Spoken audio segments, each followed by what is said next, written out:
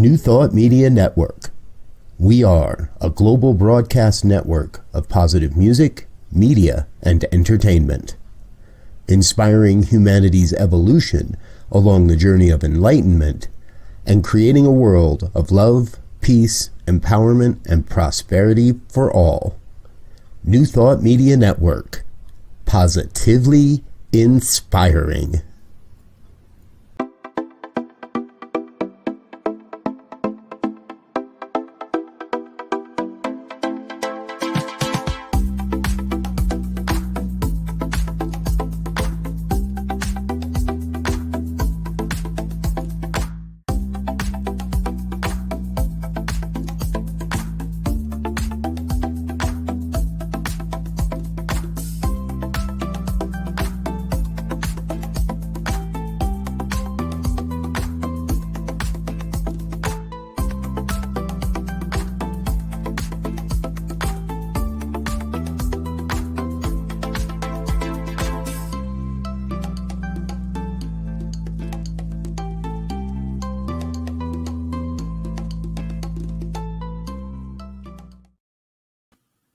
Hello and welcome back to Global Focus Today. I am your host, Reverend Sharri Johnson. And today we have, I hate redundancy, but I'm going to use one here. We have somebody who has the most unique, there's the redundancy, the most unique special focus ministry of all the ones we've encountered so far. Reverend John Odden is a director of the Spiritual Care Everywhere. It's a program of collaborative for Universal Health. It's a 501c3, and he co-founded it in 2011. He's an ordained minister of Centers for Spiritual Living, and he's been serving for decades as a spiritual living coach or a licensed practitioner. After graduating from college as a math major, I love math majors, he worked in major companies, quickly focusing on information technology and what was then called high-tech solutions. Nowadays, the stuff we did 30 years ago is as low-tech as it gets. And I'm not going to tell you anything more because I want him to tell you. So please help me welcome Reverend John Odden from Spiritual Care Everywhere. Thank you, Reverend John, for joining us today, for saying yes to being here. In spite of I appreciate the invitation. I'm going to just dive right in and ask you questions. I love the name of your ministry, Spiritual Care Everywhere, but what made you pick that? Why not just do what you need to do and serve as a chaplain?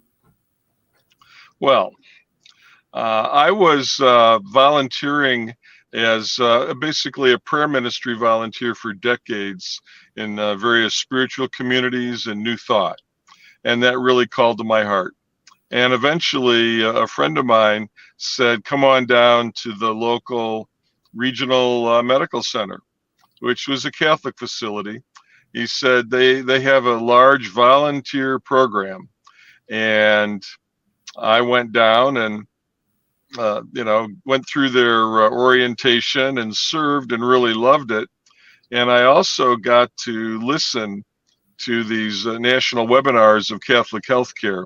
And one of the things I learned, I learned a couple things, was that a lot of hospitals would not ask, would you like spiritual care? Because they could never get enough chaplains.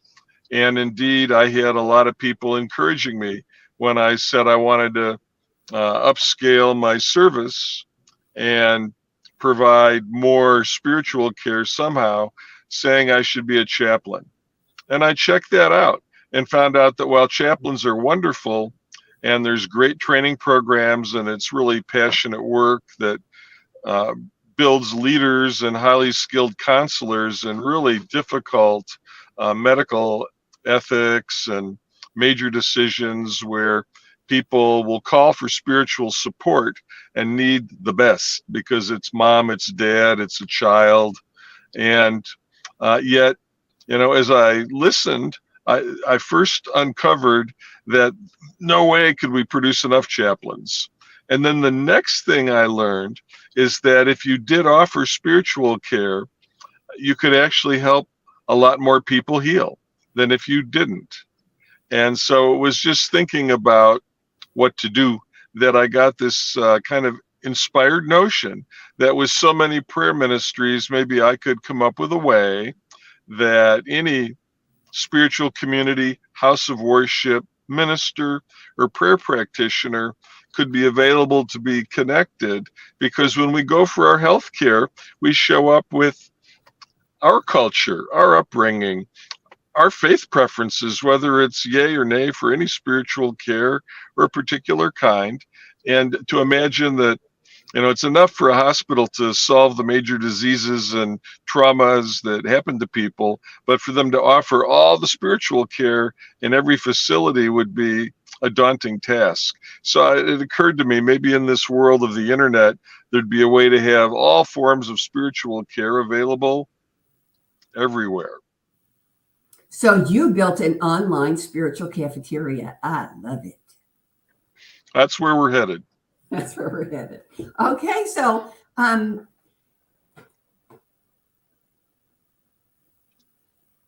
what made you come to, this is one of my favorite questions. What made you come into New Thought? Did you start out in New Thought?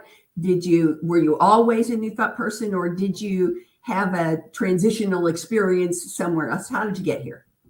That's the question. Well, yeah. So I grew up in the Midwest, and most of the time my family would attend some kind of a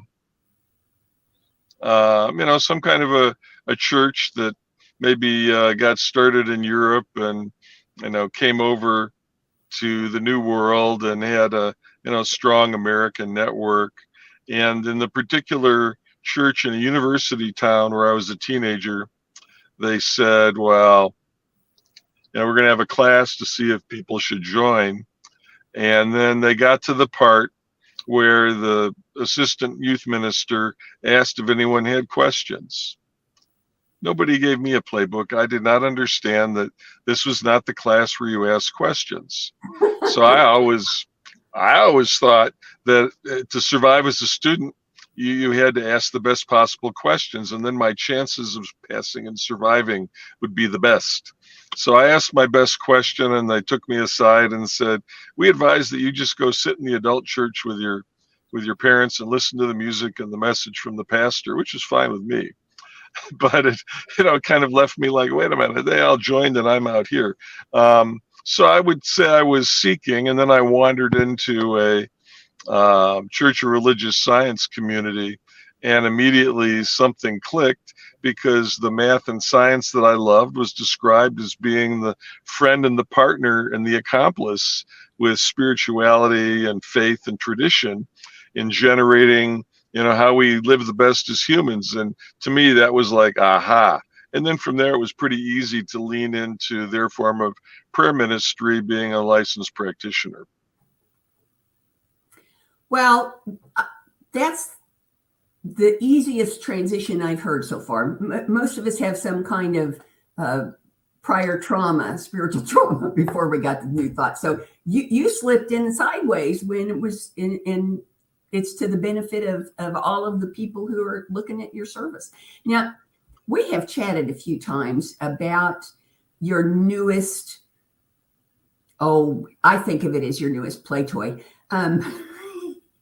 ChatGPT and OpenAI. And there's been an awful lot of foofara going on in the world around that right now. So give us your take, because you seem to be a proponent of using this kind of software.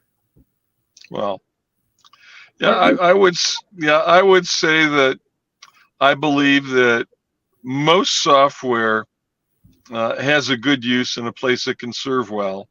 And if you look at all the uses of any software, and I'll just mention like social media and some of the hoo-ha about that as an example. There's really good uses, and then there's other uses. And some of the other uses actually can hurt people. So to say that a technology can be a problem, like they put something that much different from our cell phone into an automobile and said it was self-driving, and then the next thing is the headline that except the car caught fire, or except the car decided that it wanted to park halfway up a tree, or stories like that. Or even, if you look at the tragedies with some of the advanced airliners, where the airliner is now flying itself until things get screwy in a hurry, and suddenly the technology that was here to help didn't, because people got sideways and it didn't all work out. So what I was looking at first, I was imagining spiritual care everywhere, and I was one who had teams of people in high tech around the world, and we would have stand-up meetings with the people in the 1, 2, and 3 shift, all on one meeting once a week. And the people were in different labs in different regions to get the work done 7/24, continuous effort. So to me, talking to people on video, like, okay, no big deal. And yet for many people I know, both in healthcare, where eventually it took a national federal rule that like, it's okay now, we've got this pandemic thing, so telehealth is okay. Or similarly, in any spiritual community where I've served, in the beginning, people would say, well, this remote video thing, that'll never work. And in this case, the adoption cycle was much faster. Over a period of several years, most people in most spiritual communities are saying there is some place for that. And we have people that we love them, they love us, we're connecting with them, and they haven't been able to physically get here yet due to distance or whatever other factors that can come into play. So if you look at the speed of adopting technology, I think it's true that things are speeding up. And so now there's all this noise about OpenAI and ChatGPT. And so before, the thing we were doing with Spiritual Care Everywhere was preparing to launch. And if somebody does another OpenAI with ChatGPT announcement, I could get upset, because we get ready to launch and then something big enough lands in this era where we have this fast adoption, and you go like, well, this is so big, we have to pause and take a thought before we just press the button and then have to do a lot of retrofitting down the road. So this one comes out, and there's a lot of people expressing a lot of concern, but I got to tell you that we've done some experiments and looked at, can you use that engine to generate useful prayer in different styles? And our private experiments say the answer is absolutely yes. On the other hand, you can use that technology to generate the most outrageous nonsense. One of my favorites is there's one of the high-tech leaders, Dr. Stephen Wolfram, likes to talk about how he used the ChatGPT to get an excellent academic article with citations on blue wolves, not black wolves, gray wolves, white wolves, Arctic wolves, blue wolves. And he said, the genus name and the discovery story and the citations were all quite impressive. But when you fact check it, the amount of that had any reality was bupkis, 0. So that kind of shows that if you just turn the technology loose without thinking about it, it's very easy to drive in the ditch, get stuck, and maybe not even be able to get out before people come by and say, we got to shut this down. So what to do? We're sitting here having thought through, how do we make, just like there's telehealth, teleprayer possible as part of Spiritual Care Everywhere. Nowadays, that's pretty easy, as well as, if someone's in the hospital and, they don't necessarily want some strangers seeing them, but they would like spiritual care, the ability to talk on the phone, keep people's phone numbers private, and connect up a person with some spiritual care volunteer or professional that they would recognize from their culture and faith. But then even still, I commented before that the reason I'm not chaplain, Reverend John, was I looked at the big problem wasn't, could I be a chaplain?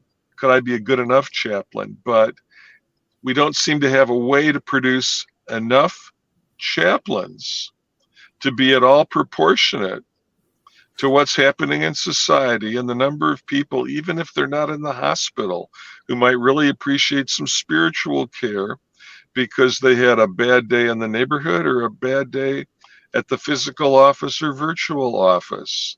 If you can't produce enough, like what comes next? And even communities I've served in, sometimes it feel like we're burning out our prayer practitioners. How do we get more? And that's where it's not hard to kind of imagine, wait a minute, if we can get this OpenAI's Chat GPT to generate good prayer, good, useful spiritual care, if we could get it to do that and that way generate more, could we then use the ministers and volunteers as gatekeepers where they don't have to pray up every prayer that might be desired, but could they at least vet the prayers so that if a particular community says, we want in for spiritual care everywhere, we want to be known for the way we pray or the way we treat or whatever they call it, and we could give them the ability to amplify their voice without overtaxing them and asking them to do more than was possible, then there's a way that we can train and use the tools like the Chat GPT to help. And also, if the demand for low cost, no cost spiritual care is larger than the number of volunteers, this could be an honest pathway to generate enough prayer support customized to the condition, the culture, and the faith to actually have a chance to make a dent in the need. Wow. I don't say that very often, but wow. That what I'm seeing is,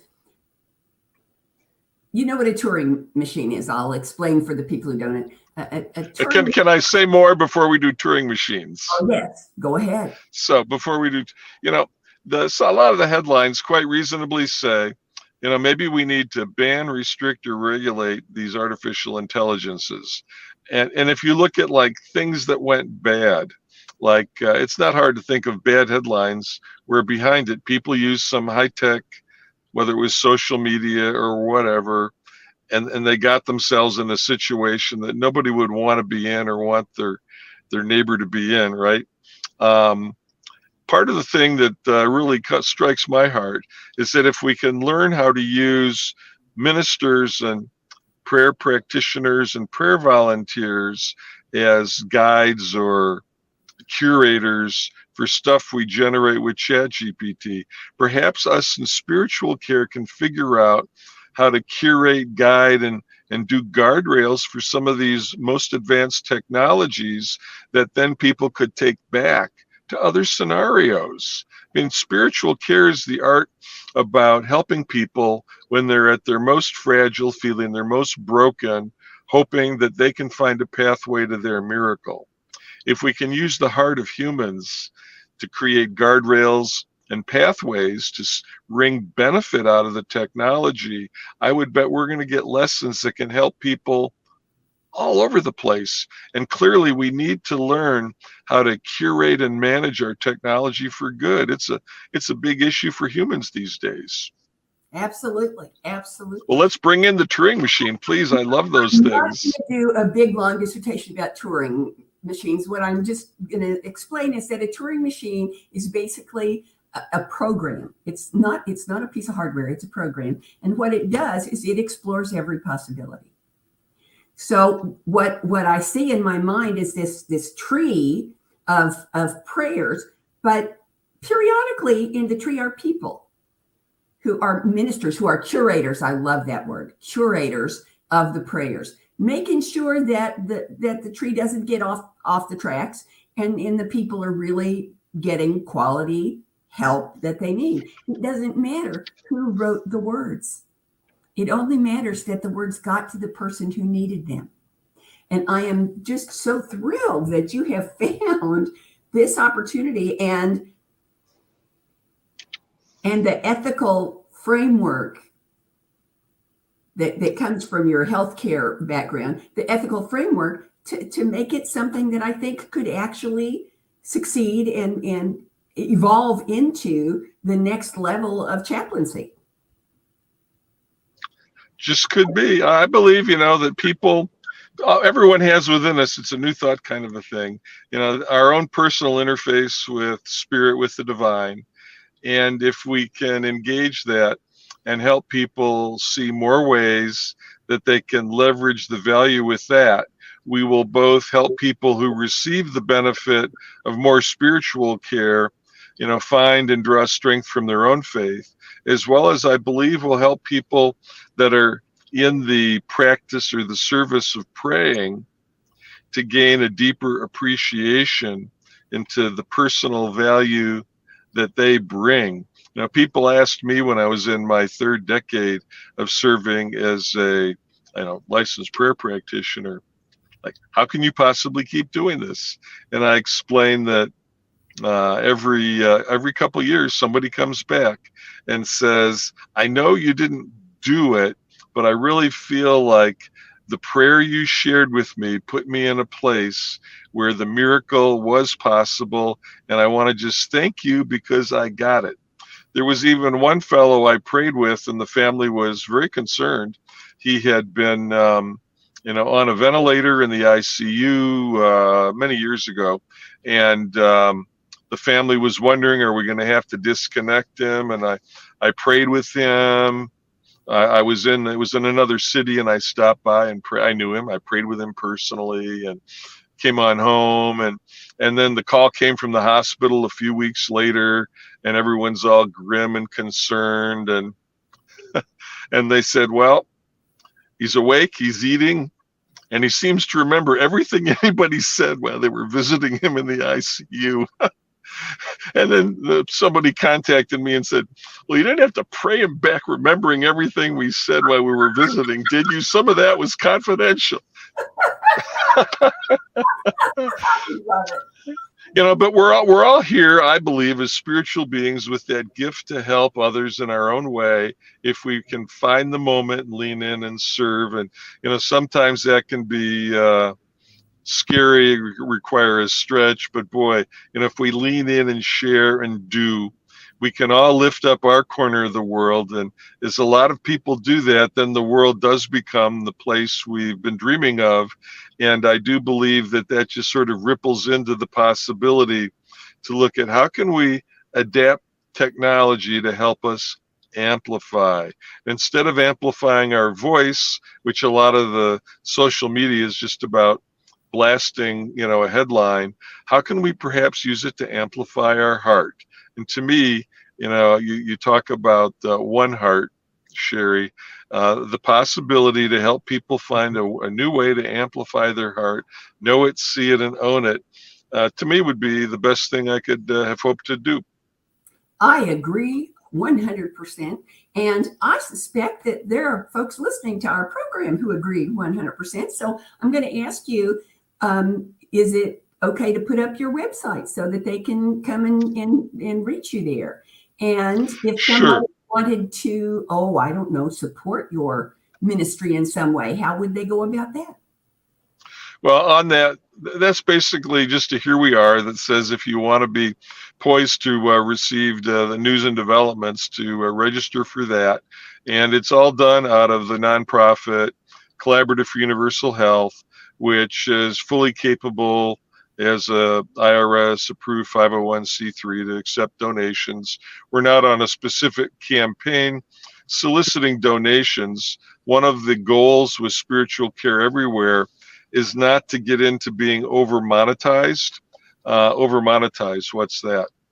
People have said the portion of our national expenditure that goes to healthcare is like really large. It's getting larger, and it's hard to, the professors of economics are saying it's hard to imagine advanced civilization right side up when healthcare is so expensive.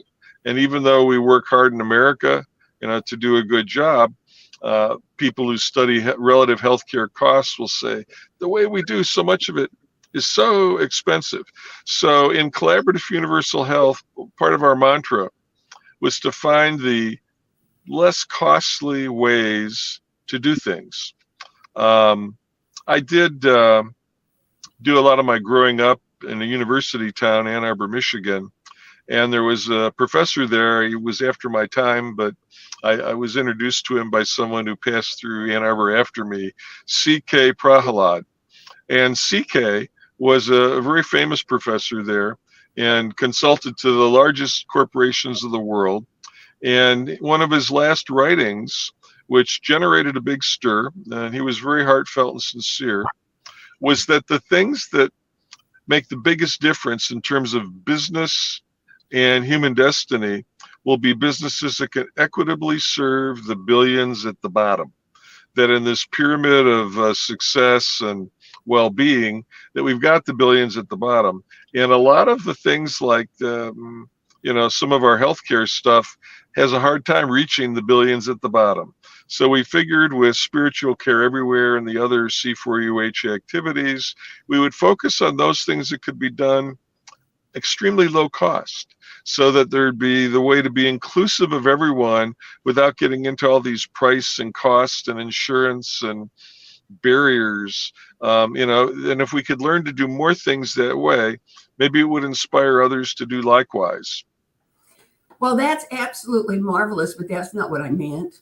I meant if somebody wanted to participate, to support your ministry as a volunteer or as a prayer person or as a tech person, that kind of support, would they still just contact you through your website or get on your mailing? Well, on the web, indeed, on the website, someone can say that they're a fan of spiritual care. They can say, I'm in healthcare and I want to offer spiritual care. They can say, I do spiritual care. I want to participate. Someone can even say, I'm a faith or a house of worship, and we want to be participating. So it's got a bunch of different check boxes or selectors for people to say the scope of their interest, and we can engage everyone appropriately. Oh, that's wonderful. I'm so thrilled because I know that there are people who are destined to be part of spiritual care everywhere, and they just don't know it yet. But this will help them find out. So that's wonderful. That's wonderful. So I'm going to ask you some questions that I ask everybody who comes on my show because they protect me from myself. The first one is there anything that you want to talk about spiritual care everywhere, or anything else for that matter, that I haven't asked you about?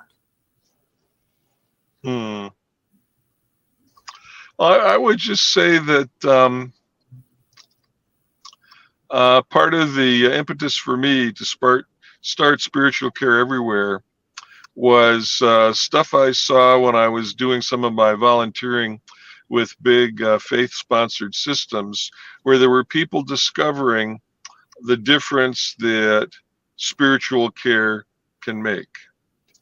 And I would encourage everyone to, in any setting, if you have access to prayer, or you've got some favorite prayers from your family, your folks, or you've ever been in a house of worship and there's a favorite prayer, check it out, pay attention, because I believe that there's a way that the dynamic that prayer triggers in human is an activator that is not yet fully appreciated and understood. I did see some very interesting research results. One of them was, if we know people's preference, yay, nay, about do they want spiritual care or not, we can nearly eliminate residual mortality for selected high-risk diseases. And that's like technical kind of public health speak for, if we just ask people, would you like spiritual care, and they say yes or no, we can care for them slightly better and have less people dead sooner. Whoa! And so there's people who've been doing research and, kind of sniffing around the edges, basically revealing there's more to understand, and we need to find a way to massively get more experience to really learn what that dynamic might be. So I believe there's much good to do, much to learn, and we hope that just by making spiritual care more available, others will come in and do the various studies and researches to figure out what are the best uses in the places where the impact is needed to be able to prioritize and focus for the best. Okay. So the next one is, how does spiritual care everywhere promote, enhance, encourage, pick your own verb, world peace? Yeah. Well, clearly we're in a world where there's a lot of non-peace stuff happening. It's not too hard to notice people talking or see a headline streaming by. Not so many newsstands anymore. I used to walk by a newsstand and you could do a headline survey, and there was a lot of not peace. And I do believe that to the extent people realize that part of their self-care can include spiritual care, that it's something that's out there with a lot of legs and history on it.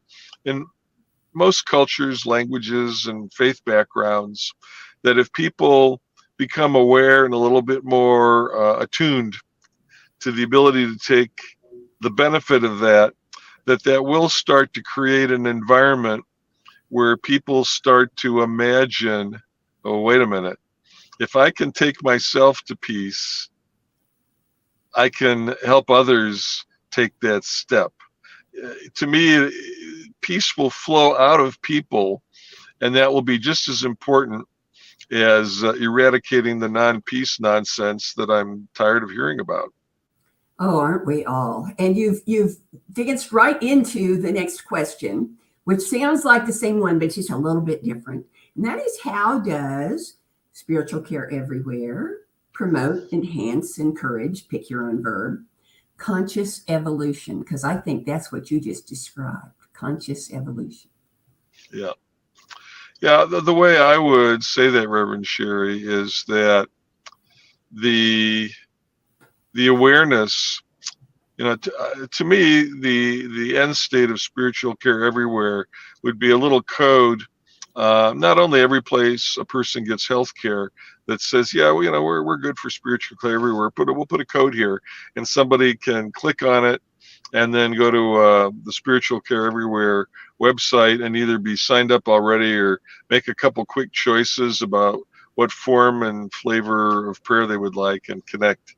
That as that happens, that ultimately that would become something available in schools and workplaces and around the community, to where we can perhaps see a softening of attitudes, to where people take an outlook of, if somebody would like spiritual care anytime, any place, to be more peaceful, we ought to let it happen.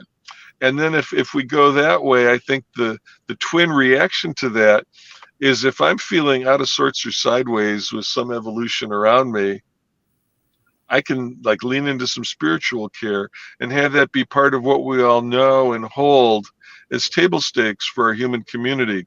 And I believe that just that degree to which we might step into that could be part of a new dawn. Oh, you did it again, because here's the next question, and you're just sliding right into it. And that is, if everything goes exactly the way you would like it to go, every teeny tiny detail in every big event, 10 years from now, what will spiritual care everywhere look like? It would look like the friendliest, most pervasive, non-entity, if you will, that would be out there, because people would all be benefiting from it. Those who feel, I would like some spiritual care sometime, they would just be getting it. And the face or the voice on that spiritual care would be generated out of some spiritual community or house of worship that's agreeable and friendly and convenient to their life and their choice. And spiritual care everywhere would be almost invisible, but would be the key thing that allows people to just, in any moment of feeling that need, to grab prayer support, grab some care. And I do believe that that's something that can be facilitated, where can be the slightest, almost invisible thing. And to me, that would be the best. Something comes up, it's like, I get a diagnosis as the doctor. If I can just click on my phone on the way out and be connected with beautiful, relevant, supportive spiritual care, for me, prayer support. Okay, here's the last question I ask everybody, and it's really the most important one to me, especially this time. Will you come back? I'd be delighted to come back. I would expect that as we come back, as much as we'll have more and more to talk about, we'll have less and less to talk about. I will tell you that when the Collaborative for Universal Health, the foundation nonprofit that's running this program, did its first activity, we helped the federal government, get alerts out to underserved health facilities in a couple states in the Midwest, and other people would have, trucks and banners and training programs and books of what to do. And the way we got it done, nobody had to be retrained. There was no need for any fancy new nothing. It's just in the course of people doing their work, some extra important information would be there at the right moment every time. And so for spiritual care everywhere, a little harder, but our goal is to have a way that spiritual care can be anywhere anyone could possibly want it, with really no training effort or anything. Just it's there through the hearts of people who believe in prayer.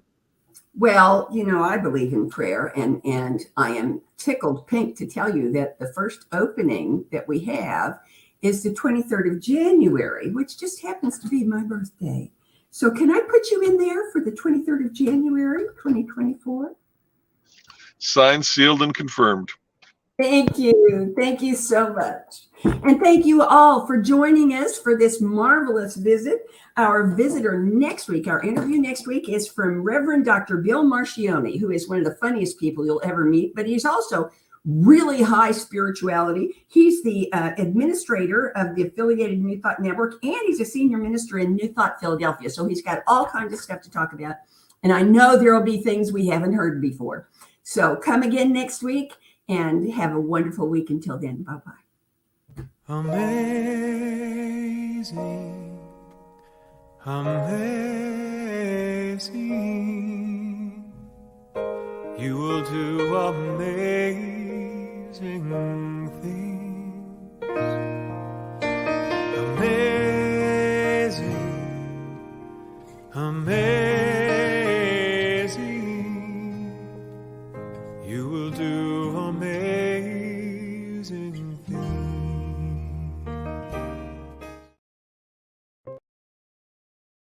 On behalf of everyone at New Thought Media Network, thank you for being a member of our virtual family.